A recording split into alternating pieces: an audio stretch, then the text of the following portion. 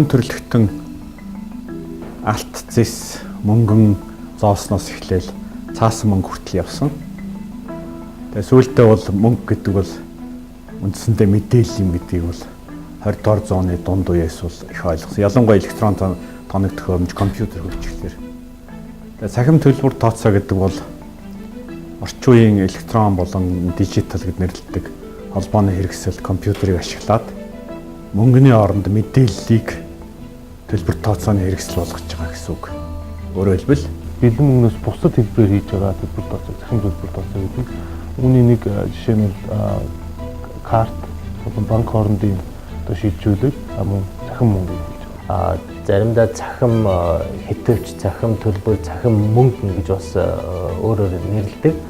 Бидний ойлгож байгаагаар бидний баримталж байгаа бүтээгдэхүүний зарчмаар болохоор цахим төлбөр тооцоо гэдэг нь гар утсыг хэрэгжилж орон зайнаас цаг хугацаанаас хамааралгүйгээр тий байгаль газраас интернетийн тусламжтайгаар гар утасныхаа тусламжтайгаар төлбөр тооцоо ямар нэгэн санхүүгийн үйлдэлийг үүсгэх хийж байгаа. Монгол улсын хэмжээнд бол цахим төлбөр тооцоо бол харьцангуй одоо бусад орнуудтай харьцуулахад бол харьцангуй сайн явж байгаа. 2014 оноос эхлээд Монгол онгон дээрх бага түвшинтэй төлбөр тооцооны системээр 24/7 буюу бодит цагийн гормож шилжсэн. Энэ маань одоо бусад улсуудтай харьцуулах юм бол ерөнхийдөө Азийн улсуудтай харьцуулахад бол Монголын цахим төлбөр тооцооны энэ хөгжлийн үе шат бол нэлээд одоо төрүүлчихсэн явж байгаа боловч одоо бусад Америк ч юм уу барууны хөгжингөө орнуудтай харьцуулахад өшөө биднэрт хийх зүйл зөндөө байгаа. Нэвтрүүлэх шин технологиуд илүү одоо төлбөр тооцоог амархан болгох, хялбархан болгох, хямдхан болгох шийдвэрүүд зөндөө байгаа. I think more and more year to year it will be developed and advanced because nowadays over the world I think smartphone 4G based smartphones expansion and also cloud server systems expansion was accelerating digital financial service. I think Mongolia will also follow that trend.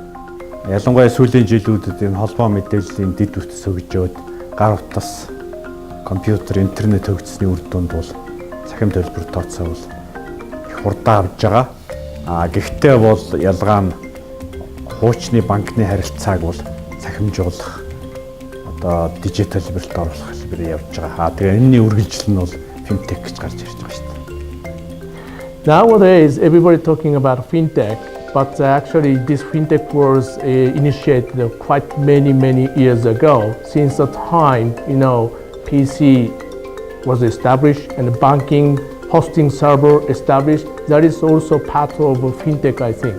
However, what I can say is, these 5 or 10 years period, as I said, smartphone was expanded, and cloud service was expanded.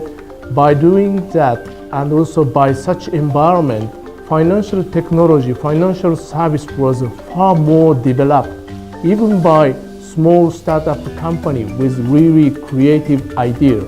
I think this is a fintech nowadays we are talking about. Санхүүгийн салбарт, банк санхүүгийн салбарт технологийн тусламжтайгаар одоо өмнө байж исэн үйлчлэгээнүүдийг маш хялбархан, хурдан, хямдхан хийхийг л финтек гэдэг. Энэ үг маань одоо энэ ард иргэдийн амьдралд орж ирснээр илүү амар хялбар төлбөр тооцоог хурдан шуурхай хийх боломжоор нэгдэж байгаа. Мөн одоо нууцлал аюулгүй байдал талаас ч тэр амьдралын өдөр тутмын харилцаанд улам идэвхтэй, улам өргөн нэвтрүүлж байгаа. Энэ нь бол нөгөө мэдээллийн технологи, орчин үеийн смарт гар утас, интернетийн хөгжилтэй холбоотой. Тэгэхээр финтек бол цахим төлбөр тооцоос ялгаатай зөвхөн мөнгө биш, мөн сервисийг хэрэглэгчийн түвшинд хүргэж байгаа байхгүй юу? Энэ эцсийн бүлэгт финтек маань одоо хэрэглэгчдээр тулгарч байгаа хэрэглэгчийн авж байгаа үйлчлэгийг өөрт нь маш гоё мэдрэмжтэйгээр, тааламжтайгаар, өөрт нь төвөггүйгээр хүргэж байгаа нэг хэлбэр л болоод байна. In the past, in ancient ages, people were using stone or paper for cash. Then nowadays we have money, cash. Then it was digitalized. Then digitalized money we are using. Then following that transition, I think a digital financial service, digital money will be implemented in daily life level of people, I think.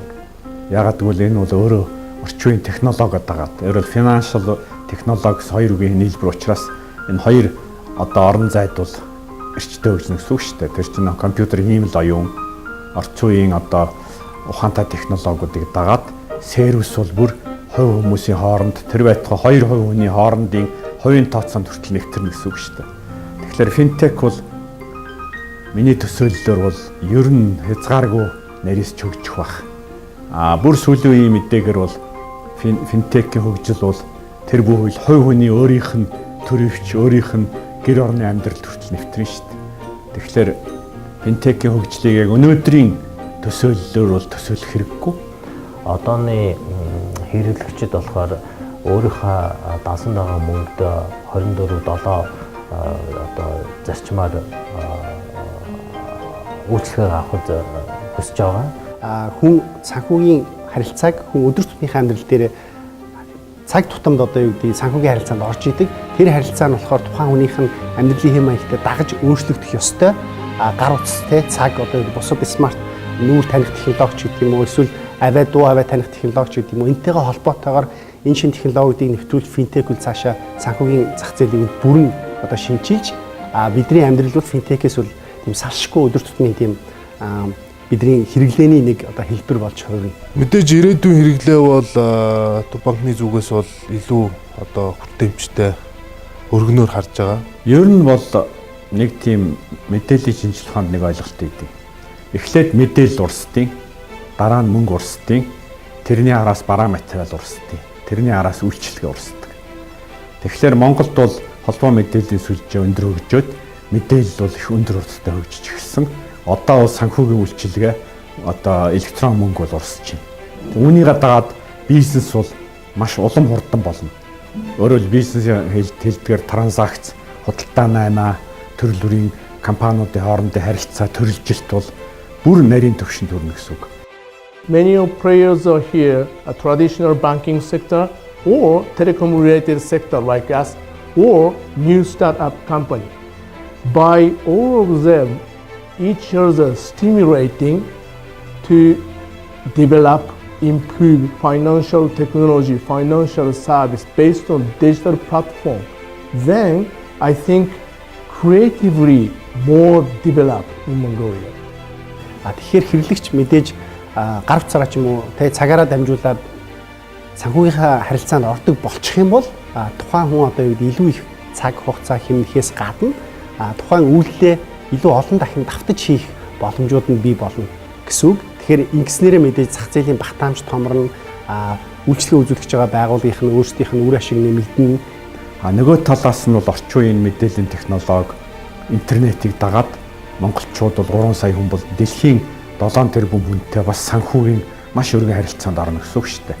Тэгэхээр Монгол улс бол явандаа бол ер нь дэлхийн одоо Монголын нэг иргэн бол 3 сая хүний нэг байсан бол одоо 7 тэрбум хүний нэг болно. Тэгээ энэ нь бол бусад одоо салбар, соёл, шинжлэх ухаан, мэдлэг, одоо технологи бус бүх салбартайгаа нийлээд Монгол улсын хөгжилд бол маш хүчтэй нөлөөлнө гэж бодож байна. Монгол банкны зүгээс бол финтекийн хэрэглээг бодлогоор дэмжиж ажиллаж байгаа. Дэд үтцийн хувьд ч гэсэн бидэд финтек компаниуд санхүүгийн одоо үйлчлэгээ хийж байгаа байгууллагуудад бол илүү ойр төхөм ажиллах талаасаа бол дэд үтц талаасаа бол илүү одоо нээлттэй ажиллаж байгаа. За ямар нэгэн салбар дээр одоо шинэ технологи орч ирээд шинжилэл ирж явах тохиолдолд зохицуулалт бол маш чухал байдаг. Зохицуулалт нь ихэнхдээ нөгөө шинэ гарч ирсэн зүйлээ одоо хөөж явдаг бол Монголд бол одоо юу гэдэг нэлээд одоо зэрэгцэж явж байгаа тийм сайн тал ажиглагдж байгаа. Тэгэхээр монголчуудыг нэг үеийн дотор орчин үеийн ус болгож болно. Түүний хамгийн том нэг хэсэг нь бол үнэхээр санхүү.